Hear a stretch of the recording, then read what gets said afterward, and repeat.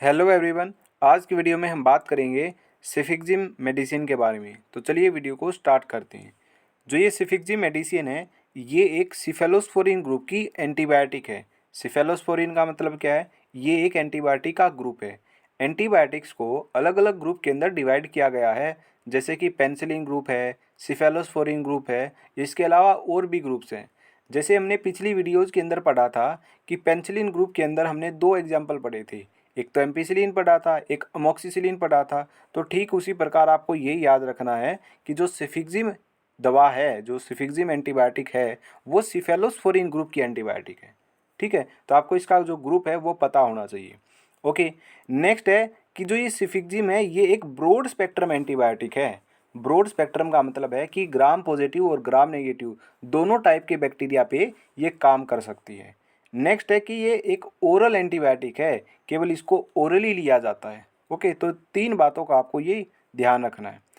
इसका यूज़ कहाँ किया जाता है? इसका यूज़ किया जाता है इन्फेक्शन को ठीक करने के लिए। किस टाइप का इन्फेक्शन? वायरल, बैक्टीरियल, प्रोटोजोअल, कैसा?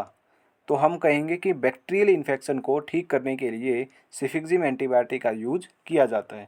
अब इसके यूज़ के बारे में थोड़ा डिटेल में देख लेते हैं, स्पेसिफिकली कहाँ कहाँ इसका यूज किया जाता है। सिफिक्जिम एंटीबायोटिक का यूज रेस्पिरेटरी ट्रैक्ट इन्फेक्शन के अंदर किया जाता है।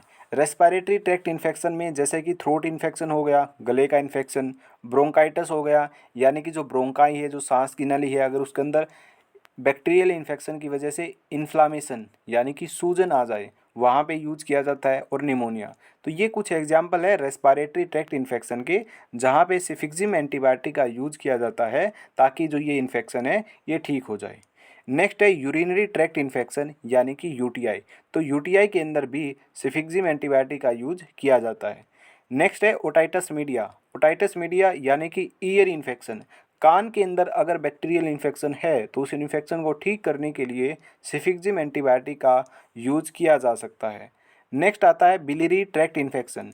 बिलियरी ट्रैक्ट इन्फेक्शन क्या होता है?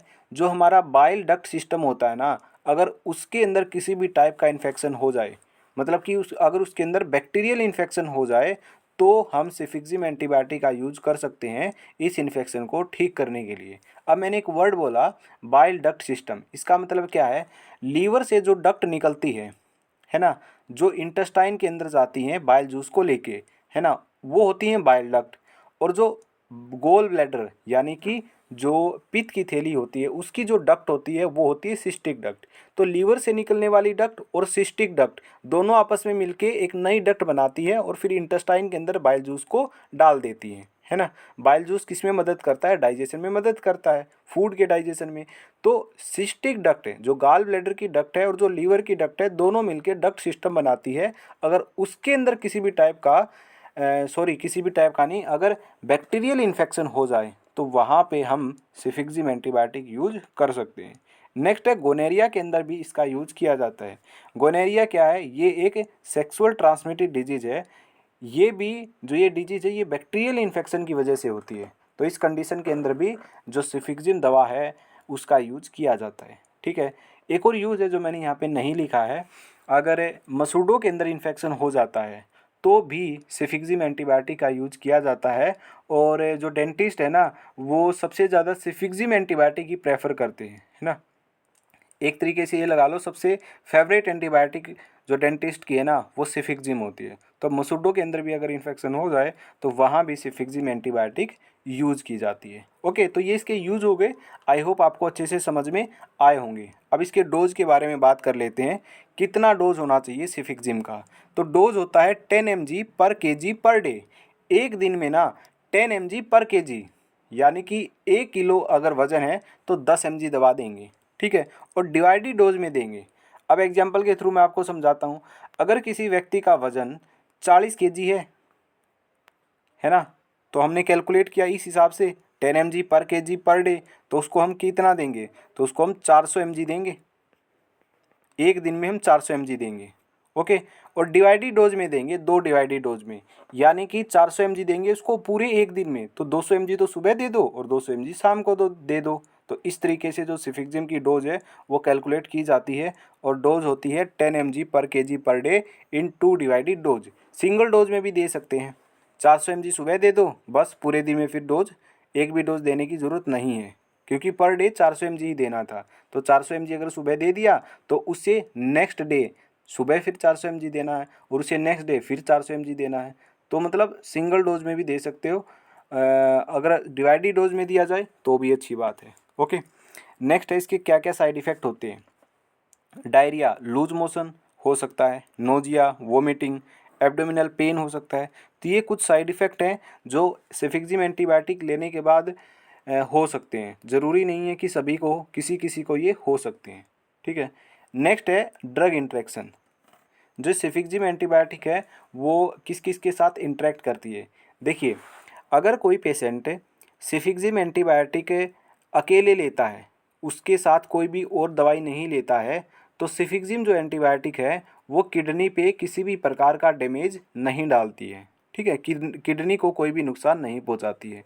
लेकिन अगर सेफिक्जिम एंटीबायोटिक को या तो सिफेलोस्पोरिन ग्रुप की जो और दवाइयां हैं उनके साथ लिया जाए, है ना, अदर सिफेलोस्पोरिन एंटीबायोटिक, या फिर अमीनोग्लाइकोसाइड जो ग्रुप एंटीबायोटिक का जिसके अंदर जिंटामाइसिन, टोब्रामाइसिन ये एंटीबायोटिक आती हैं, अगर इनके साथ लिया जाए तो किडनी डैमेज होने लगता है। तो इनके साथ कभी भी जो सिफिक्जिम एंटीबायोटिक है वो नहीं लेनी चाहिए। ठीक है, क्योंकि ये किडनी डैमेज कर देती हैं। तो ये तो हो गया हमारा ड्रग इंटरेक्शन। अब कुछ बातें हैं जो आपको ध्यान रखनी है। क्या क्या बातें हैं वो मैं आपको बताता हूँ। देखिए, ये जो बातें अभी मैं बता रहा हूँ ये सभी एंटीबायोटिक के लिए हैं, केवल सेफिक्जिम एंटीबायोटिक के लिए नहीं है।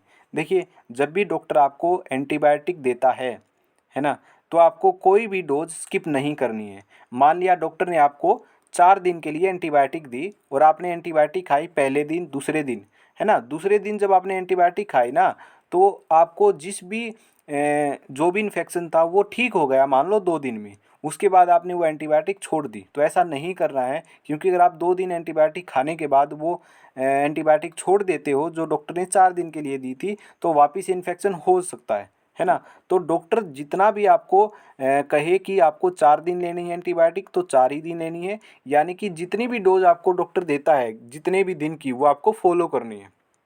वो जो पूरा कोर्स है, चाहे वो 3 दिन का हो, चाहे 4 दिन का हो, चाहे वो 7 दिन का हो, तो डॉक्टर जितने भी दिन के लिए आपको बोल रहा है कि इतने दिन के लिए आपको एंटीबायोटिक लेनी है तो उतने ही दिन के लिए लेनी है, चाहे बीच में वो इन्फेक्शन ठीक हो चाहे ना हो, है ना। तो आपको एंटीबायोटिक लेनी है। अगर इन्फेक्शन बीच में ठीक हो गया है और उसके बाद भी आपको एंटीबायोटिक लेनी है ताकि वो इन्फेक्शन दोबारा ना हो। तो कोई भी जो डोज है वो आपको मिस नहीं करनी है, स्किप नहीं करनी है।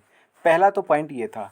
दूसरा पॉइंट ये है कि जो एंटीबायोटिक्स होती हैं ना वो बैक्टीरियल इन्फेक्शन को ठीक करने के लिए यूज़ में आती हैं, आपको पता है। लेकिन हमारे अंदर भी क्या है, बैक्टीरिया होते हैं, लेकिन वो बैक्टीरिया कैसे हैं, गुड बैक्टीरिया होते हैं, है ना। तो कभी कभी क्या होता है, एंटीबायोटिक्स अगर इन गुड बैक्टीरिया को किल कर देती है तो एक डायरिया हो जाता है जो इसका साइड इफ़ेक्ट है, यानी कि लूज मोशन हो जाती हैं। तो उस कंडीशन में क्या होता है, अगर डायरिया हो रहा है एंटीबायोटिक लेने के दौरान तो कोई बात नहीं, है ना। अगर डॉक्टर ने 4 दिन एंटीबायोटिक दी और आपको बीच में 1-2 दिन डायरिया हो गया तो कोई बात नहीं, ठीक है। तो 4 दिन के बाद भी अगर डायरिया हो रहा है या फिर डायरिया तो हो रहा है और साथ साथ ब्लड भी आ रहा है, तो फिर आपको डॉक्टर से कंसल्ट करने की ज़रूरत है। ओके, दूसरा पॉइंट ये था।